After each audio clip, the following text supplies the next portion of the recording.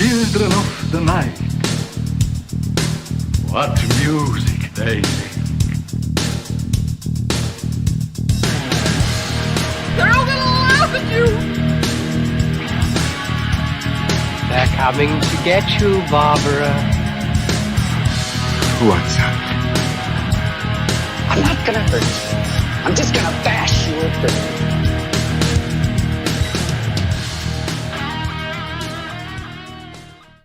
And we're live.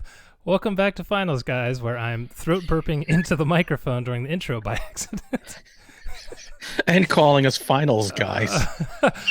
Was that what I said, Finals, guys? Yeah, the show's over. Oh, Good man. night, everybody. I Thanks just for started coming. this whiskey, too.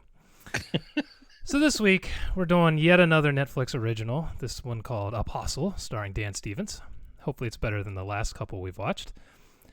And as always, I am joined by Jack Campisi. Hello, apostles. And Hunter Shea. Praise Jesus. You want to get into some drinking rules before we get into everything else? Because oh yeah, I remembered this for the first time in 3 months of me hosting. that's pretty good. I'm proud. Yeah. All right, for the people who like to watch Finals guys, if Jack says these words, you must take a drink: pregnant, venom, and hostage. If I say, I like this, prophet, screw, and torture. Jason, if you say solid, goddess, and shots, or if any of the three of us lunkheads say wicker, cult, or island, you all must take a drink. Hopefully it's a shot of something like rot gutty. You know, I got to give him credit. One of those words has me close to ranting. Venom? Did you guys see how much freaking money that movie made? I heard about it making a lot of money, but I don't know exactly how much it made. I hear everyone hates it, and it blew up to the point where now they're creating their own Spider-Man cinematic universe without Spider-Man in it over at Sony. So, Jesus. I don't know what's going on at that studio, but it's the worst of all time. I mean, Hey, porn but now they're studios. making money, so it doesn't matter, right? Well, I have sometimes. no interest in that movie whatsoever. None. I heard a couple of kids in our office saw it, and they were like, "Oh, it wasn't bad or whatever." But the way they were describing it, I really just feel like they like crap. I mean, look, I haven't seen it, so I'm not going to pass judgment yet, but it's a Sony film, so I'm assuming it's dog shit. Okay, let's get into some news before I keep going. Okay, but the top story tonight. Our top story tonight. Thank you. You picked up the cue. I just hit this before we started. I have Annabelle 3 news. Woo! Oh my God, I'm so happy. Patrick Wilson and Vera Farmiga have signed on to be a part of Annabelle 3. So I think this one's going to be how the Warrens get The Raggedy Ann doll. The not so raggedy Ann doll. So this is not really a big surprise, but they've never been a star of an Annabelle movie. So this is so it's coming full circle. It's a Conjuring Annabelle. It's the Avengers of the Conjuring universe. I have a feeling it's going to be more like the Justice League of the Conjuring universe. You know, in the shared universe, Hunter, you know my buddy Morgan. He just texted me tonight, and he was like, shooting shared universes he wants to see. First one was Hanna-Barbera with the Yogi's Ark and all that stuff. That would be awesome. I was like, what about the Fantastic Four and the Herculoids and all that one? Then he was like, how about Sid and Marty Krofft? I was like, yes, that would be the ultimate. You could mix Sid and Marty Krofft with Mandy. Yeah. That would go well together. They go right down Lidsville, end up at HR Puff and stuff. The Bugaloos could drive by, and how's that for a topper? they fall into the ocean, little Sigmund and the Sea Monsters. Oh, It'd be better than the Conjuring universe. But Annabelle 3, I know you two will go see it and then tell me about it in the podcast. I am going to go. I had so much fun in the movie theater when I saw the second one. I had no fun with the first one. So we'll see. That is also correct. The second one was fun. It wasn't great, but it was fun. It was fun. I will never watch it again. No. Because I don't want to ruin. I've got that moment in Amber and I'm like, just leave it there. You're not gonna take it out and clone it. No. My daughter has watched it subsequent times and goes, "Yeah, it's okay when you're home alone." Okay. The second story, that's actually, I think, pretty cool news. You guys fans of the show Sherlock with Benedict Cumberbatch. And Bilbo Baggins? Never seen it. Oh, it's good. Yeah, they like movies. Every episode is a movie. Every episode is like feature length, which threw me because the first time I watched it, I didn't look at how long it was. I'm like, my God, this show won't end. Yeah, I was drinking tequila and didn't make it through the end. And then there's only like 3 or 4 episodes in a season. Yep. Well, the gang that created Sherlock is teaming up with Netflix and BBC to create a Dracula miniseries. Ooh. 3 feature-length episodes. They call what's special about Dracula is Bram Stoker gave evil its own hero.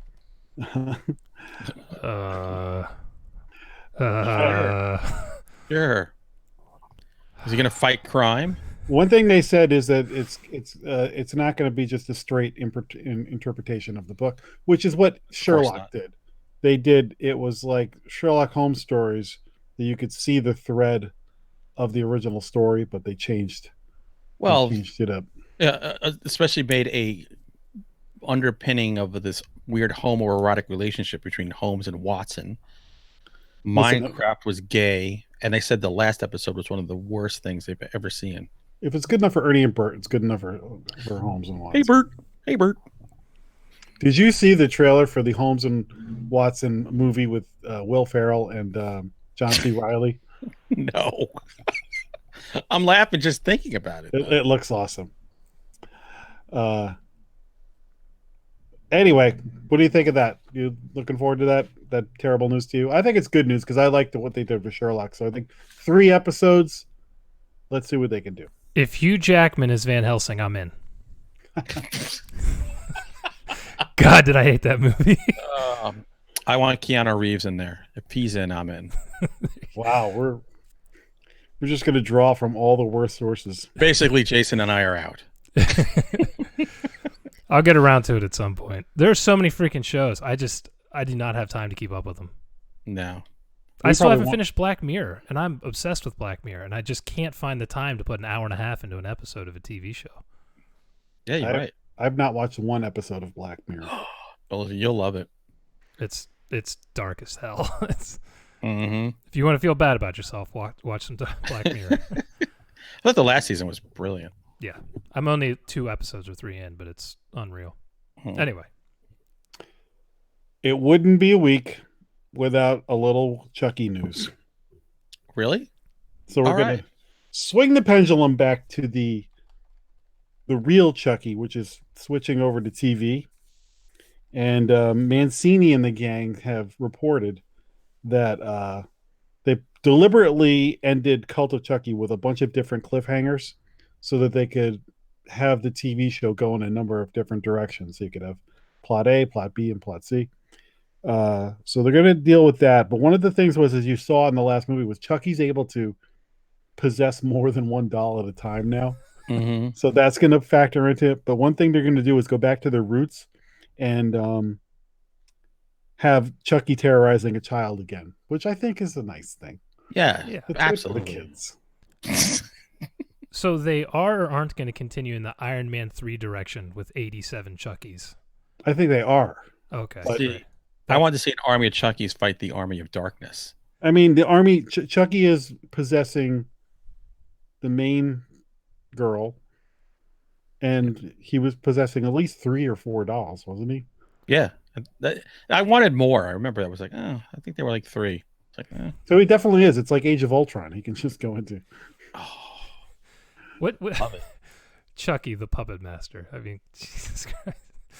Hey, Here's Puppet the thing. Master was good. It still wasn't terrible. Like, just your description of that movie just makes it sound so bad. It wasn't the worst. I can't wait to see that too. I can't wait to see how much mileage they can get out of this. Like, will this be a good 10 episode thing, or are they out of gas by 2 episodes? Like, I'm very curious to see how far. I'm fascinated. I just said that I will watch the 2 movies that deal with killer dolls, but not anything with Dracula. Getting weird in my old age. You're an idiot. That's why. I want to see evil real dolls. Evil. Well, my doll. That's all I got for you. That's all the news that's fit to print. All right, let's jump into some staff picks, baby. We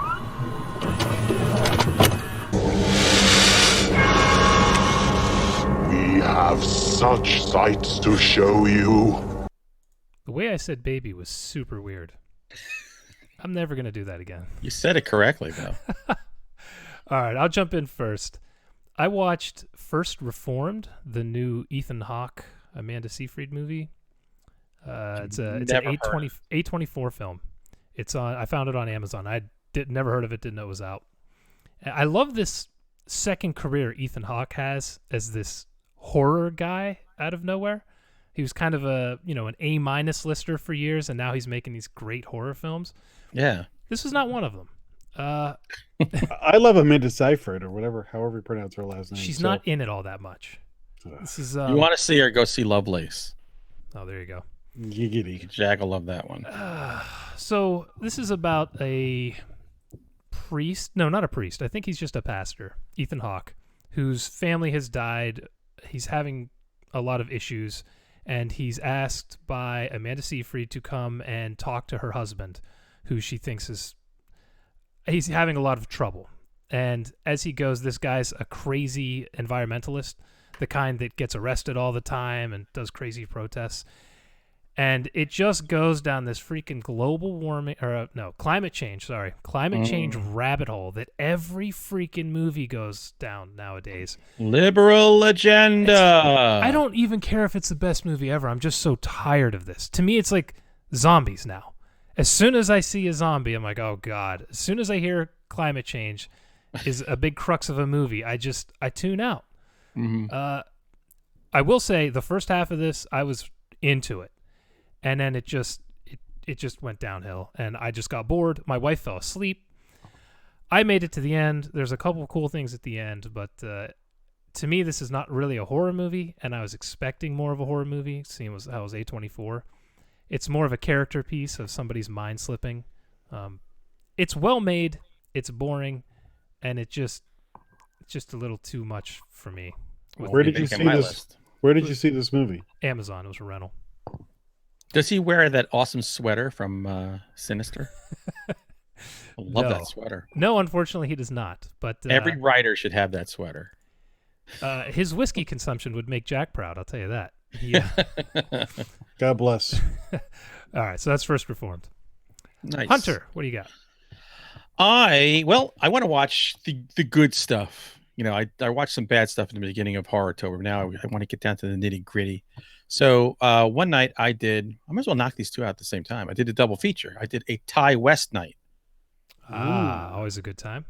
Oh my God. So I picked two of my favorites of the aughts are The House of the Devil and The Innkeepers.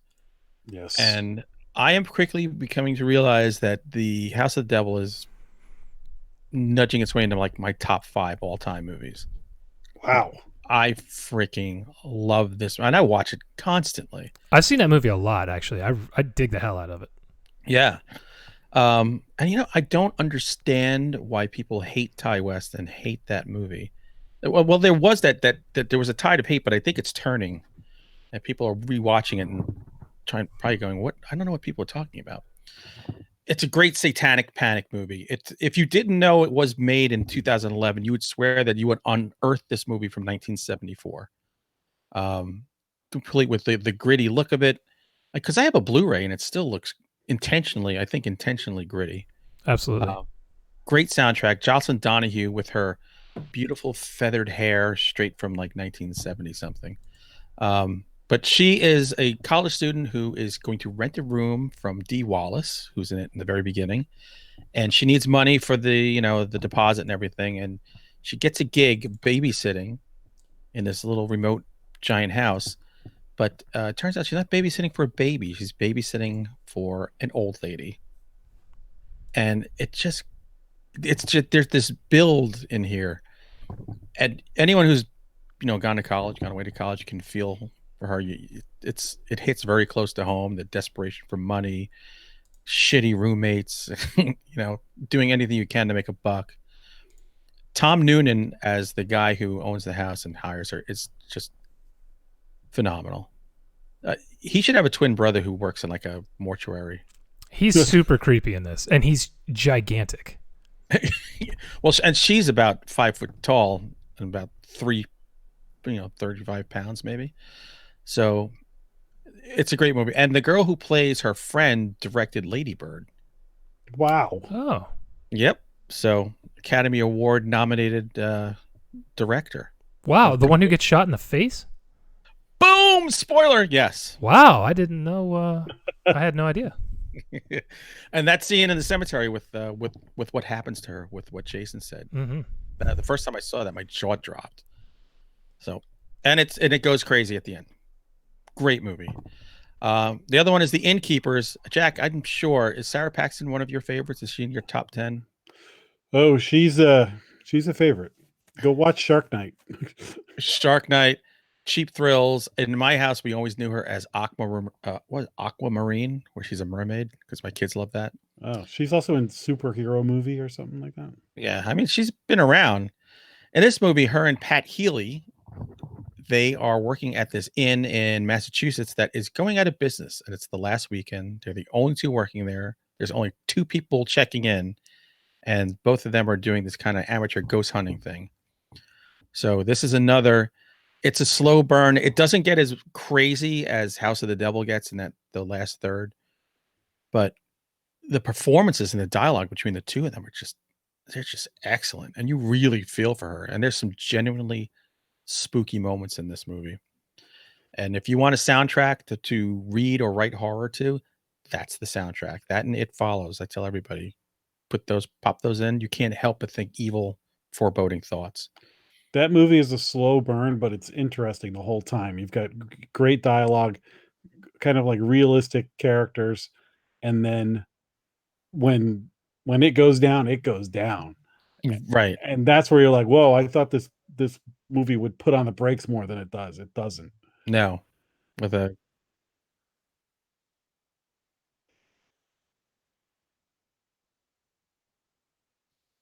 I think House of the Devil is a more complete movie, but I think The Innkeepers, the interplay between those characters and the dialogue and everything, I think that's better.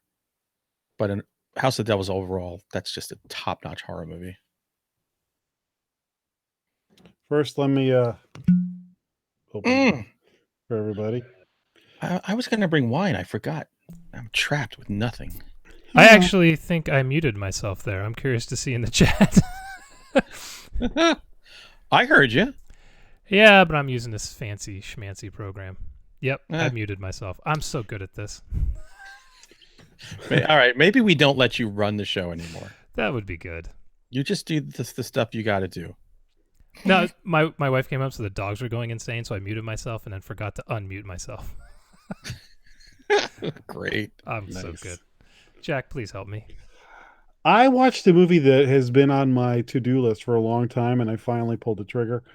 The Town That Dreaded Sundown from 1976 with Sweet Dawn Wells, my friend. Oh. This is a movie that I couldn't remember whether I had seen it or not. And after watching it, I think I only just knew about it from clips and things like that, but I don't think I ever actually watched the whole thing. It was kind of a lost movie for years, actually. Yeah, and then all of a sudden it kind of came back into kind of the spotlight. It's done as a documentary in the town of Texarkana, which is right on the Texas-Arkansas line, kind of down Boggy Creek area. Bigfoot country.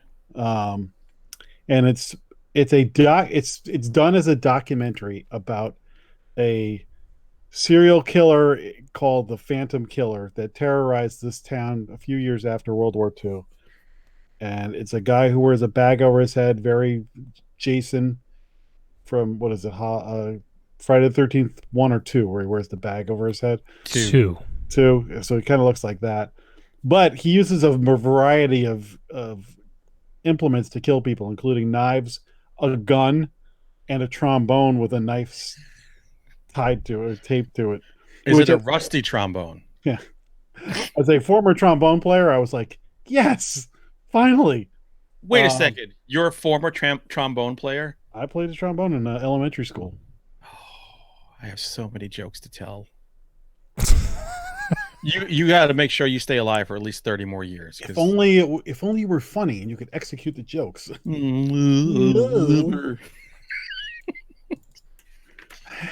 So anyway, this movie is something else. It's grainy like the Beast of Boggy Creek. Yeah. It's got this narrator. It's got these wacky characters. It's kind of cheesy. But then like when the murders happen, they're like brutal. Like most of the people don't die immediately. It's almost like real life. Like he stabs somebody a bunch of times and then they're crawling away, or he shoots somebody and it doesn't kill them. And I was kind of struck by that. I was like, wow, there's really good kills in this movie for kind of a cheesy movie. Right.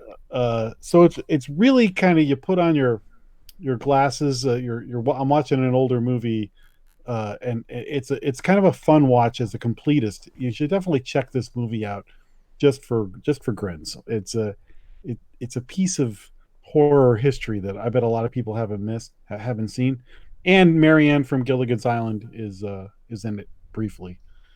It's looking very Marianne-ish. Oh yeah, very very pretty woman. That movie is directed by the guy who directed Monster Vision with Joe Bob Briggs in the 90s. That's Ooh. right. Really? Mm-hmm. What? I know. There's your stupid trivia no one gives a shit about for the day. I care. All right, so, Jack, this one will make you happy. While flipping through our movies trying to decide what to watch last weekend, I saw Fright Night, and I said, oh, I wouldn't mind watching Fright Night again. It's been a while. My wife, we were not sure if she'd seen it or not. She remembered scenes, but couldn't remember a lot of it, so it was kind of a first-time experience for her. And, God, this movie just never gets old for me. It's such a funny movie at the beginning, and then a lot more of the scares and the gore and stuff at the end. Some of the effects have aged not the best, but, it's 30 plus years old now. But the tone, the cast, the pacing, everything works in this movie. It really has. It's so great. I love it so much. And it occurred to me that I don't think I've seen Fright Night 2. You don't need to. Really? I want to try and track it down, but apparently it was in print for a year maybe and has been gone ever since. So it's kind of a hard thing to track down. Yeah. Huh. I think that's why I've never seen it. I just don't think it's really out there. You have to have it, right, Jack?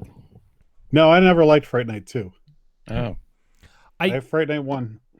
I had a feeling, I mean, obviously it's not going to hold up to the first one. It's just so good. It's one of my favorite horror movies that I never think of. Like when I'm ready to pop in something that's one of my favorites, I never think of Fright Night. But every time I watch it, I'm like, God, this is so good. It's like when we watched Reanimator. It's the same thing for me. It's so good, and I just never think to just pick it up and throw it in. See, that's one that as we get closer to Halloween is as Hunter, you were saying you like to pull out the favorites. Mm-hmm. That's one of the old standbys that I'll probably be like one night. Okay, what am I going to watch tonight? I need some comfort food. And pop in Fright Night. And if you want to see Jeffrey Combs in a movie that's in heavy rotation on cable, Would You Rather? Oh, that's a good flick. That's a very good movie. I never watched that because the guy having his eye stabbed out on the Netflix image, I was like, nah, I'm good. Yeah, I don't like eye stuff either, but you have to watch that movie. It's really good. It's not torture porn? I just assumed it was torture porn. Just watch it. Maybe we should make that a featured movie in like November or December. Yeah, just watch it. All right, I'll check it out. Hunter, what do you got? Well, another movie that I watched that I love very much is Tobe Hooper's The Funhouse. This is another one I watch every year this time of year. Sometimes we always try to watch it the first half of the month, so we have a very good movie to mix in with the crap that we'll take in. Of course. And in fact, my wife was always like, let's watch that. That's the first movie of the month. I'm like, no, we got to watch crap first. There's rules. There's rules to October horror movie watching. What are you, Jamie Kennedy? Yes, exactly. So this movie, look, I love Texas Chainsaw Massacre. love it to death, but The Funhouse is my favorite movie. It's set in this Midwestern town. Girl's going out on a blind date with a guy and her girlfriend's boyfriend, and they go to a carnival. It has a freak show in it, and they decide we're going to go in the Funhouse and just jump off the ride at the last ride of the night, and we're going to stay in there, boink all night long, and then go back home. Now, what they don't know is that the dude in the Frankenstein mask who is moving people along at the Funhouse is also a deformed freak. And his father, who played by Kevin, I can't remember his last name now. Anyway, he plays every carnival barker. It's the same guy, but they just change his hair or whatever. This movie is crazy. It's just crazy. And it reminds me of my youth because her little brother, remember Jack? He's got like all the monster movie posters in his room and stuff. I mean, that was like my room. The only really, I will say there's a disturbing strain in this movie where everybody is out to just totally scare the shit out of this little boy who was her little brother. He's like 10. She threatens to kill him. A guy, when the kid's just walking around at night, just pulls out a shotgun and threatens to shoot him. We think he gets molested by a pedophile, Carney. He has crazy homeless people scaring him. It's so bizarre. I'm not remembering anything you're saying. It's been so long since I saw that. I can't. And what's going to happen is when you watch it, you're going to concentrate on Elizabeth Berridge naked and Sold. all the, yeah. She actually married a guy I went to school with. And all the Carney stuff and everything. But now every time I watch, I go, what are they doing to this kid? And what is the message here? Like, what was Toby going for? But give it a watch and just pay attention to what goes on to this poor little boy. The creature in the Funhouse is just hilarious. Look, it's not, he doesn't have a very animated face, but it's a cool. No, it's like an old Star Trek alien. Like, yeah, he's like a pickled punk, but grew up. All pickled right, punks are what? fetuses in glass. I got to revisit this. I'm sold. Here's a double feature for you. Watch Humanoids from the Deep and the Funhouse. Oh my god! I've had Humanoids in the Deep for probably 6 months and just haven't gotten to it yet. So maybe that's what I'll do. That's a double feature for you. I just got turgid. Oh my god! It's the midnight. Jack, what do you got? I watched a movie called The Town That Dreaded Sundown. But Really? it's the 2014 version. Oh, The version nobody knew ever came out. plot twist. So, when I wanted to watch the original one, I would look it up on the Amazon thing, and the 2014 one kept coming up. And I kept saying to myself, I want to watch the original one before I watch this one. So I finally got to the original one. Then I was like, you know what? I need to watch the 2014 one fast before I forget everything that happened in the original one. So this one, it was made by the people who make American Horror Story. And it's feels it's kind of a quirky little, it's a really hard movie to describe because it's kind of meta. It is a movie about the town of Texarkana, and it's like on Halloween night, and the town is watching The Town That Dreaded Sundown, the original movie. And it's like the people in the town are like, oh, the murders really happened, and then the movie was made and all this other stuff, and they never caught the Phantom Killer and everything. And It's then a cool premise.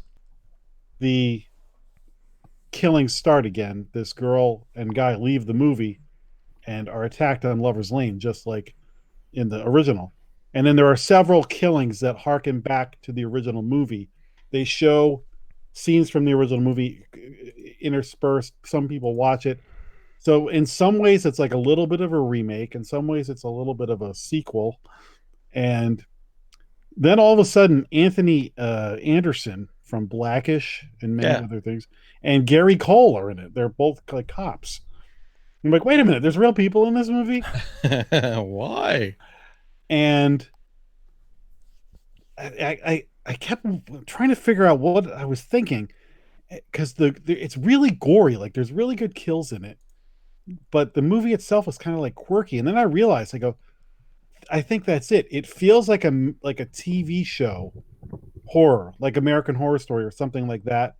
That's like a pretty good horror but you feel like it's a step down. It's like a TV quality, but the kills are like movie quality. Right. Huh. Well, the original was a TV show, so So kind of makes sense. I actually would recommend both of these movies. The way I did it was sometime when you want to just kind of watch some stuff you haven't seen before, watch the original one night and get your 70s head head mindset. Watch that and enjoy an old kind of quirky movie. Then, because it's fresh in your head, go and watch this one. Not the greatest in the movie in the world, but definitely entertaining. And either one of them stand alone isn't as good as watching them sort of consecutively and seeing what these guys. It was as Jason just said, it's a pretty smart premise for something to do with a movie. So I would say check it out. When you said get your 70s head, I was going to call Kathy Bates to come over and take my pants off. I actually watched them the same way you did, Jack. In when did the second come out? 2014. Yeah. Okay, I actually saw it that year. I watched both of them for the first time back to back, and I enjoyed both of them. Just neither one's great, but I enjoyed them. But they're starting to slip from my memory a little bit. I feel like I need to rewatch them again. I remember Crazy Kills, but I couldn't remember a single one of them. So I definitely need to revisit. The thing that struck me about the first one is the brutality of the kills, but just how long it takes to kill people. I mean, he doesn't kill everybody. And then the second one is it's pretty. They have some good gore. The first one surprises me that it was a lost movie for so long, considering it's way better than most of the slashers I've seen. So, Yeah. If anything didn't deserve to just die, it was that. I think it's because it's documentary style. It hurts it a little bit. Sure. All right, Hunter, you're gonna like this one. Yes. I watched Exists again. Oh, brother. Had not seen it since it came out again 4 years ago. And I thought, you know what? I'm going to check this out. I remember thinking it was probably in the top 5 Bigfoot movies ever at the time. Rewatching it, it's the second best Bigfoot movie ever. I was going to say, I put it in the top 1. What's your favorite? Harry and the Hendersons. Oh, I'm not counting that. If you're talking horror Bigfoot movies, this is right. number 1. But Harry and the Hendersons is legitimately a great movie. But that's for another conversation. Rick Baker did that shit. Come on. Yeah, that's true. It's amazing. It was amazing. So this movie, I am a big fan of Eduardo Sanchez, the director. He did The Blair Witch Project. He did Exists. He did the criminally underrated Lovely Molly. He's done. That's a sick movie. Is that good? I never saw that. Yes, it's really good. Eduardo Sanchez is a guy people don't think of, who I consider him one of the modern. I don't want to say master, because I don't think he's had that master. Well, The Blair Witch Project, but that's unconventional. Mm-hmm. But he's so good. I love him. I follow all his stuff. He's kind of gone into the TV genre lately, so we haven't got a movie from him since maybe Exists, actually. That might have been his last film. But the guy's good, and he knows how to do the found footage thing right. For the most part, I do have a couple little problems here, but it's basically, stop me if you've heard this, a bunch of hot teenage 20-somethings go up to a cabin in the woods and bad things happen. Yes. But this is Bigfoot. And this is the best Bigfoot other than Harry from Harry and the Hendersons. The costume is great. It's scary looking. Yeah, the way he shoots it during some of the chase scenes with the Bigfoot, some of the action sequences are great. The actors... found footage, isn't it? Yes. Yeah. For found footage, the acting is 10 times above anything you ever see. Mm-hmm. And honestly, my only real... One of my issues with this is it suffers from the found footage problem a little bit of, why are you still filming? There's right. one scene where a guy's friend is being dragged into the woods by a Bigfoot and killed, and the other guy is just standing there. You see him, because of, I think, a GoPro or something on the counter, you see him recording it with a big, Sony cam, and I'm like, really? Like, come recording on. It for our sick pleasure. You've got to be a little more creative in these movies for me to buy it, because if your best friend is being killed, you're not going to stand there like an idiot reporter and just record it. You're just not. I would run away and not save my friend. Exactly. Literally anything but sit there and record it. So it's got a little bit of that, but otherwise, this is a ton of fun. If you like Bigfoot movies, even if you don't like found footage movies, this one works. It also has a part where a character goes kind of crazy and stupid, and That's all right. A couple cliches like that detract it from being great for me, but otherwise it's a lot of fun. The Squatch that jumps off the top turnbuckle and is flying at the RV. Oh my god! That's the money shot of the entire movie. That and when a guy is on a bike and he keeps turning his head and he has a GoPro on his head and you can see it running through the woods like the freaking Predator. Yeah. Money shot. Just Eduardo Sanchez, please come back to movies. I love your stuff. Yes. At least horror movies. Yes. Hunter. I got nothing else, man. I just shot everything. Jack. Let's get to the main feature. All right. I got one book recommendation. Yo. It was the audiobook I listened to. It is The Ballad of Black Tom by Victor Laval. And I am being a complete asshole right now and okay, Kevin Free was the narrator. So this is basically a pseudo retelling of The Horror at Red Hook by H.P. Lovecraft. It's got Malone, the detective, in it. He's one of the two main characters. It's just kind of told from a different angle and with extra details. This is by far the best non-Lovecraft story I've ever read. It's great. Really? Yeah. You know how Lovecraft would get you right to the point where the crazy shit's about to happen? It would just be like, this is beyond human comprehension and description, and then the story ends. I am too tired to describe this. Right. This goes there. Like, there is an actual third act to this story. And HP was probably going, there is a black person on my lawn. I must chase them off, have no time to finish. This is written by a black guy. And he addresses the racism not in a preachy way, but just from the perspective of a black guy, from the perspective of Black Tom. And it's great. Right. That sounds really good. It's a novella. I think the audiobook was 3 hours, maybe a little less. So it's probably, 30,000 words, something like that. So right. It's damn good. Anybody wants to listen to something, I'm sure reading it's just as good. So I 100% recommend The Ballad of Black Tom. Awesome. All right, that's it. That's all we got. All right. We're done. Jumping into the main feature. You like scary movies? Uh-huh.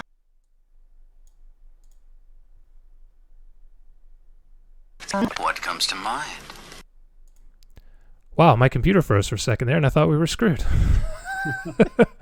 And everybody was thinking, oh, we're finally off the hook. We can go do whatever we want now. We don't have to listen to Jason mispronounce words and say stupid shit. Welcome to Finals Guy. Eat my ass.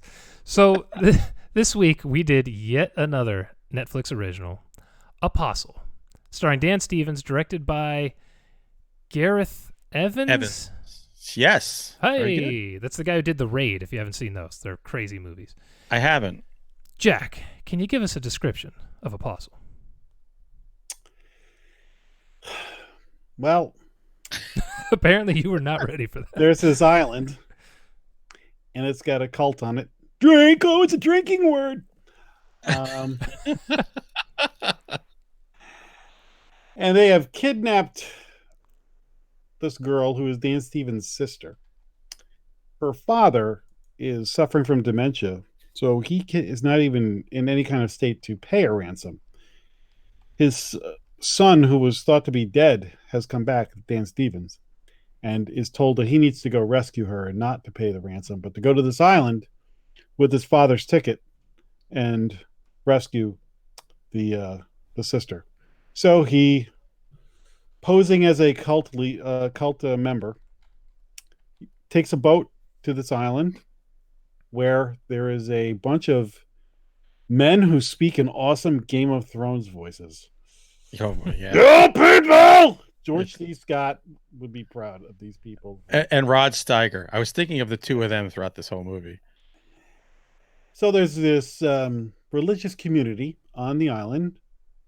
And as he's trying to find his sister, he may find something potentially supernatural as well. Ooh. There you go. Cliffhanger in the description. It's so funny. I had prepared a description because I thought for sure Jason was going to call on me today.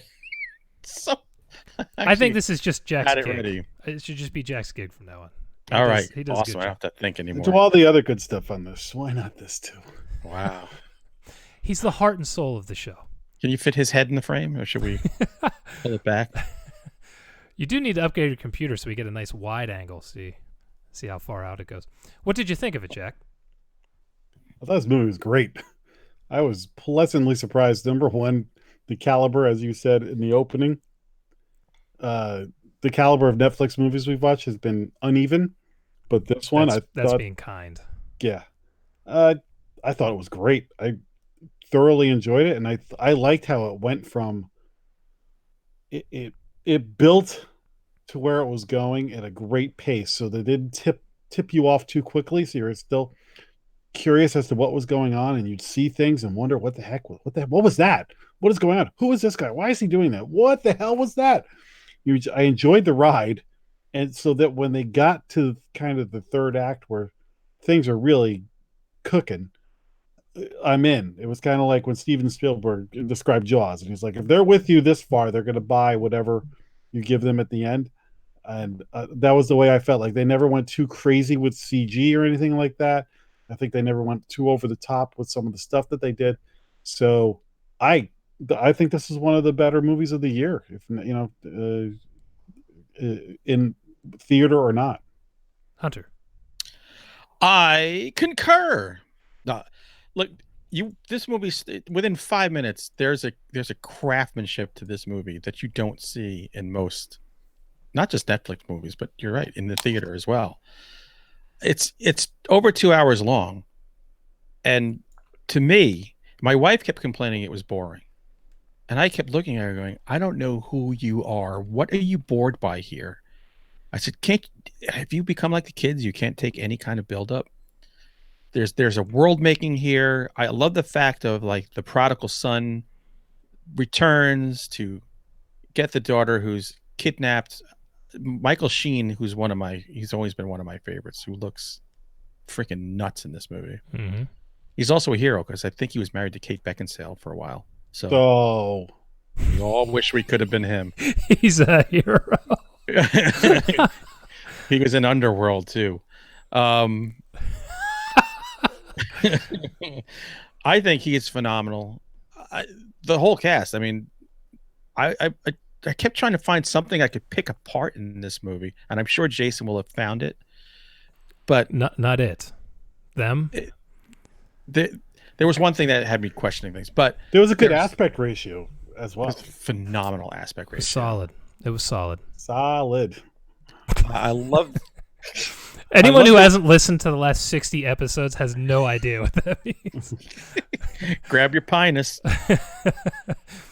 I will say this movie has some of the best torture devices ever seen on film. Yep. So many what the fuck moments in this movie. I just thought it was great. It was a great mixing, a blend of, is this real? Is this not real? Is it supernatural? Is it not? And when it takes a turn, it all feels organic, and it's just, like I said, it might be one of my favorite movies of the year. I think it's good, not great. I thought we can't all agree. I thought the first two acts, the build-up, I was so in. Movies with cults and weird religious shit and kind of the mystery of what's going on here, I was in. I loved it. It was really the third act that brought me down significantly, because I'm just watching this thinking this is one of my top fives. Honestly, it'll probably still make my top 10, but I think it says more about the year for me than necessarily the movie. When we get into spoilers, I'll kind of detail a lot of the issues I have with the third act. But to be honest, I think the story here is what failed it, and at the same time was its strongest point. And the reason I'm saying that is I think this should have been a 6 to 10 episode miniseries, because there's so much of the backstory of the three guys who started the cult that I wanted to know. I wanted to know more about Dan Stevens it was an evangelical something or other, preaching Christ to the heathens or whatever the hell that 30 seconds of backstory we got on that was. Well, that's how rich this movie is, though, because you want to know so much about these people. I think it either needed to be a series or they needed to cut some of that out so that we could have gotten more backstory for certain characters. There were so many characters in this and so many separate plot lines that either something needed to be cut or it needed to be bigger. And I wanted it to be bigger, which is a good sign. That was my biggest issue. It was like, I'd like to know more about that. Again, I'll get to spoilers. There was another thing, and I'm like, what is going on here? I want to know what this is. You think something that bleak could have sustained itself for 6, 8, 10 episodes, or would people be like, I can't put myself through this over and over again? I don't know. Black Mirror's killing it. That's Yeah, the but only other thing I can think of that's that bleak. This thing's really bleak, and this thing is so anti-religious that if you have a Trump bumper sticker on your car, you might not like this. That's interesting. I never really thought of it that way, but yeah, I can see that. It is it's completely pagan. It shits on religion every chance it gets. I don't want to start a fight here, but I want to point out something. Yes. This movie had a very strong message. You mentioned global warming. This movie had a very strong message about the way man treats the earth. And I thought this movie executed that message a hell of a lot better than another certain movie that I like to criticize that I will not mention, Mother. Yep. Yeah, because this movie, like the theory is, it's like Mother Nature, who was the goddess who runs the island, was operating just fine until the corrupt man came and enslaved her and ruined her with all our impurities. Damn it! I should not have watched this after a day of drinking. I never even thought about that. But you're completely right. And this is the kind of movie that doesn't bother me with this shit. It's the same thing. Oh God, what was the guy? They did Elysium with Matt Damon, and before that he did District 9. District 9 was super political, but it was so good and it was so understated, you didn't give a shit. And then you watch Elysium, it's like, oh my God, shut up. Oh, and God, that movie was terrible. I just watched that first Reformed or whatever, and I couldn't stand it. It didn't even occur to me. I was just watching a movie about a cult, so that was perfect, Jack. You completely nailed that. Go. And there are some great scenes in this movie. There really are. There really are. When he's in that tunnel in the water. Yes. Let's get to spoilers because we need to. We're tipping too much here. Good Lord.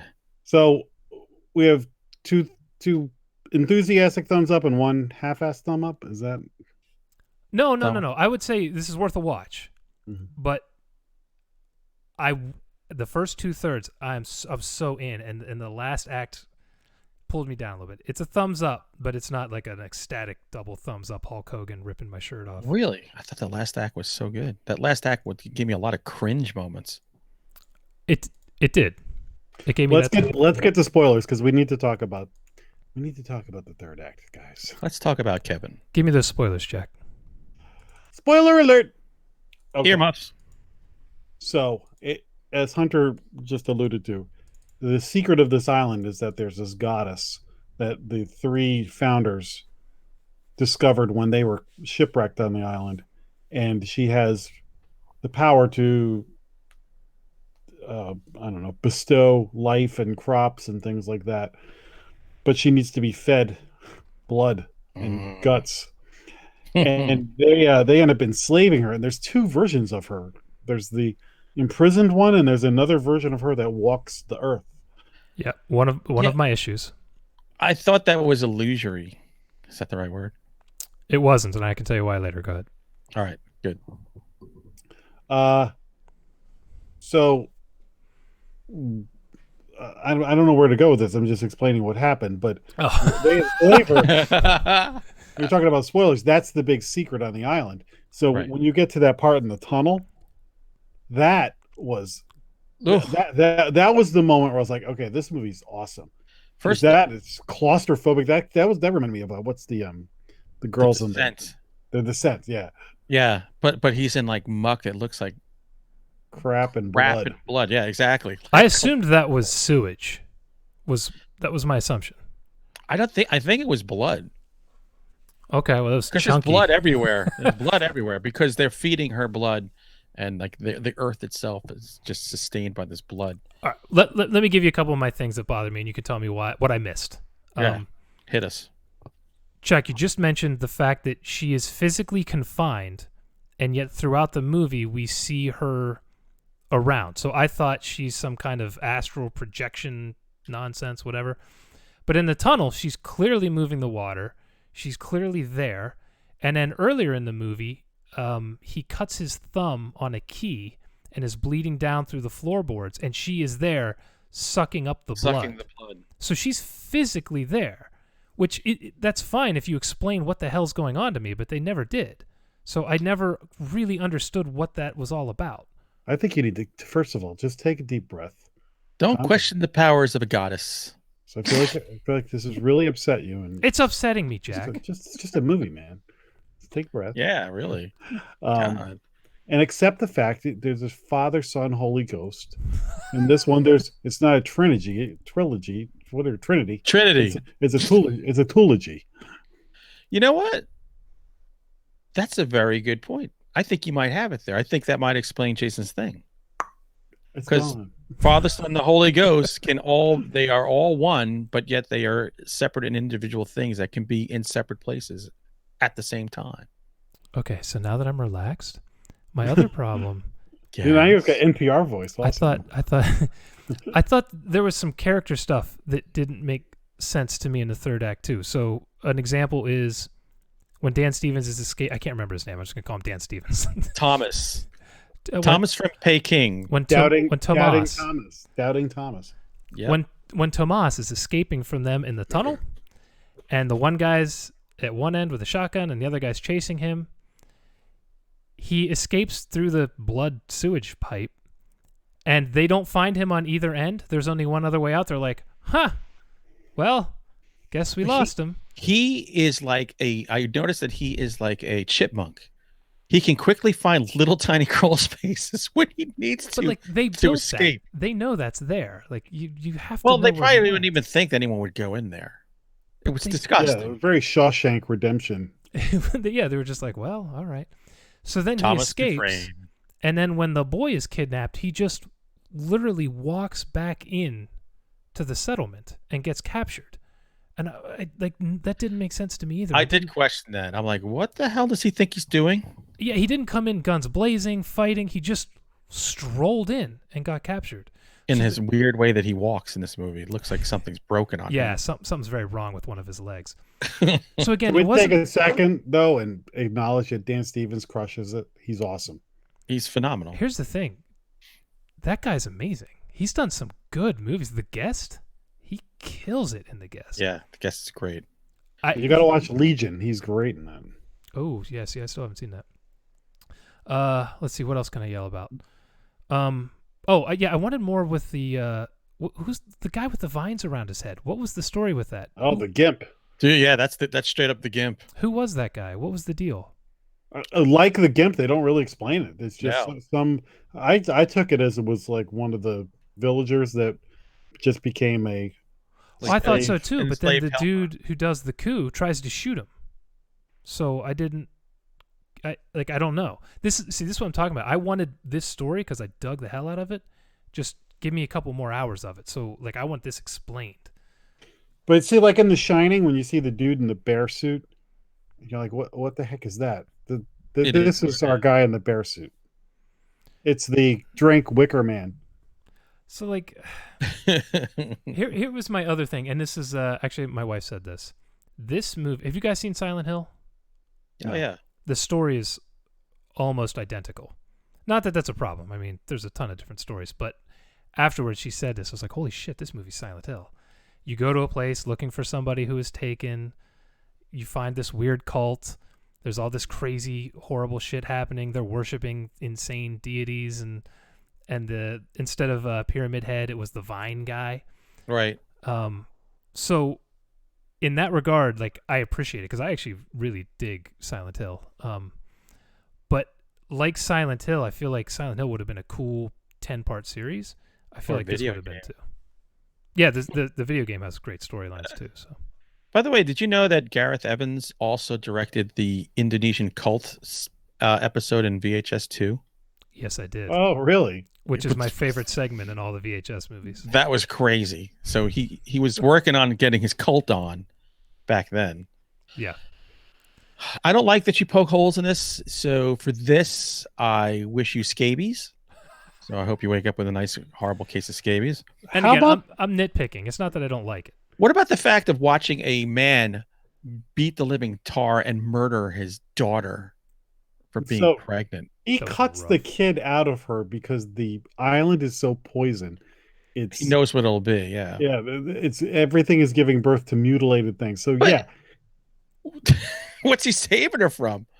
I know. So that again, this is what I loved about the third act: the fact that that guy becomes the main villain, Yeah. and And he's scary. he kills his daughter, frames the other guy, and then screws his head open. Purifies him. And What a then device. you've got the creepy goddess and the confrontation with Dan Stevens, and she connects with him. I like the ending because that whole thing could have for me, I thought this could fall apart so bad with bad special effects or heavy-handedness, and it was just enough special effects. There was a little ambiguity that was like, what does this actually mean? But I think like at the very end of the movie, Dan Stevens has replaced the goddess Yes. on the island. Then I'm like, the other guy smiles, and I'm like, is he going to start abusing Dan Stevens? That's exactly what I thought. I'm thinking, oh, the prophet has gone, oh, I've got a new one. Yeah. So we'll like start this over from the beginning. I like that a lot. Yeah. I see the coup thing, again, cool, but I would have loved to have seen the interplay between those two, like the cracks. I would have liked to have seen those widen over a little more time.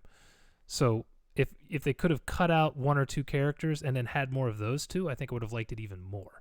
So, I don't know. I feel like I've got my writer's hat on here, but Yeah. I think those cracks are forming only because the place is failing. So there's a strain. which is great. Honestly, it felt like it could have been a shortened version of Lost with these people on an island and shit's just getting crazier and crazier and weirder, except you don't bring in all the crap Lost brought in. Yeah. But sorry, go ahead. No, I was going to say this island promotes extreme creativity for just coming up with torture devices that would make Saw shit himself. And I want to give credit for the practical effects that they used for all the gore stuff for the most part. There was some weird green screen stuff at the end that I think it was just because they didn't want to burn that village down or something. But otherwise, like the effect they used on that dude's head and feeding her and the vine guy and the when they fed her and she like was trying to fight it, and then a little blood would hit her mouth, and she'd be like, "Oh, it was like me with a donut." No, I really shouldn't. They're just throwing donuts at your face at work. Yeah. No. Trying to lose a few. I'm munchkin. I'm getting spice. Oh god. Ah, my hand. He bit my hand off. So yeah, I thought the practical effects. Any movie that uses this many practical effects, I feel like I need to give it a nod. It's so freaking rare anymore. And when they go for it, they go for it. They do. It's unflinching. There's a scene where they go into the cabin that's in the woods, and the way it's so dark, it almost looks like there's just a doorway in the woods. When I first saw it, Yeah, I thought so too. Mm-hmm. Jason, I see what you're saying. There's definitely some things there that they could have fleshed out a little bit more, or explained a little bit. But for me, I kind of felt like I don't know if I'd have the patience to watch a mini series of this. But I think the second way you put it was they might have nipped and tucked it a little bit and expanded here or there, and maybe it would have been a little bit clearer. I can see what you're saying. It's definitely not a perfect movie, but yeah, definitely. I just felt like it was either too much or not enough, depending on how you wanted to look at it. Right. And I think if they cut a couple of the characters out, a couple of the side pieces out, like I really liked the coup idea between the leader and the sergeant at arms or whatever the hell he was. Yeah. But there wasn't a lot of build up to that, and I would have liked to have seen a little more disloyalty or something going on. I don't know. Whatever. Look, at 2 hours and 10 minutes, I'd seen is all I needed to see. Yeah, at the same time too, I like the speed of the escalation because it gave it like an urgency. So it's like all of a sudden, like, oh my god, things are moving so fast, and this guy's going, and then Dan Stevens loses his fingers, and you're like, wait, what the heck? Oh my god, the beating he takes is like almost cartoonish. Oh, that actually reminded me of the other thing I wanted to see. I wanted to see how these guys get to the island, and like that whole build up and the discovery. We saw a little bit of it, and I thought, God, that's so cool. I would have liked to have seen like just an episode in the show of how this got started. But like I don't know. I had a feeling this may have been cut down because even in the beginning, they have this whole circuit set up where they're bringing people from the mainland who've been at services and prayers and things and bringing them over. And you don't really see much of that. And I thought that would have been cool too. Like seeing Dan Stevens infiltrate this through like the first episode. Like maybe the first episode is he goes to prayer and then it's the boat ride. And then, I don't know. By the way, the boat ride, I'm going to reveal maybe something I shouldn't hear. I rewound and watched at the beginning. I rewatched 3 times with that dude taking that lamb out of his hands and rolling it down the boat like a bowling pin. Dude, he frisbeed that fucker across the boat. I was watching it. My wife was in the room. I said, "Get in here. You have to watch this," because she loves animals so much. I knew she'd be offended. And then I stopped and then watched it again. And just to her utter horror. And I'm like, that set a tone. Oh, I thought that was brilliant. We're going to go anywhere we want to go, and we don't really care what your that was sensibilities brilliant. are. He thought he was doing the right thing and saving their livestock, and that guy looked at him like, "Are you crazy?" I thought that was brilliant. Yeah, well, the Lamb of God, and that guy's basically saying, "Where you going? There ain't no God." Now, Which Jason, is the name of the whole movie. one other thing is, so you've said that maybe you'd like to see this as a miniseries, and I have good news for you because almost every week, if not every other week, what am I reporting in the news? Oh, this horror movie is now going to be a series. So it's just, if we're still doing the show in 5 years, I'll be like, oh, now they're making Apostle into a series for Netflix. Like that would make me very happy. I love this cult stuff. I really do. Oh God, what was the cult movie that came out a couple years ago from Ty West? Oh, The Sacrament. I love that movie. Yeah. I love this stuff, and I like to get into it more, so I don't know. Maybe I'm downgrading it because I think the idea is so good, which makes me an idiot. No, I could do with the prequel. I could do with the sequel here. I'm fine. I don't know if I could do a whole series, but catch me next year with the prequel. I'll be fine. In the chat, Sheridan says Winchester the series. God almighty. Maybe they could actually show the house this time. That would be nice. Yeah. Comes with its own Winchester. Right. Anything else you guys want? Sorry, I didn't interrupt you. No, I got nothing more. Anything else you guys want to throw out before we get out of here? Yeah, I'm gonna watch Frankenstein after this. Ooh. Oh, good for you. The original? The original. The Red Sox just won, so congratulations. I'm gonna watch a movie as well. Digital high five. Next week we're doing this little movie coming out. There's been maybe a trailer or two, but not much. Straight to YouTube kind of thing. Halloween. We're going to check it out. We'll let you guys know if it's worth anything. Sounds stupid. Yeah, I have a feeling it's going to suck. But we'll let you know. We'll be here next Tuesday, 8 p.m. live on YouTube. Episode up for Wednesday morning for your crappy commute to work. If you could follow us on Twitter, Facebook, give us a review, a thumbs up, anything. We appreciate all of it. And for everyone else, we're getting out of here. God bless America. Bye, suckers. Bye.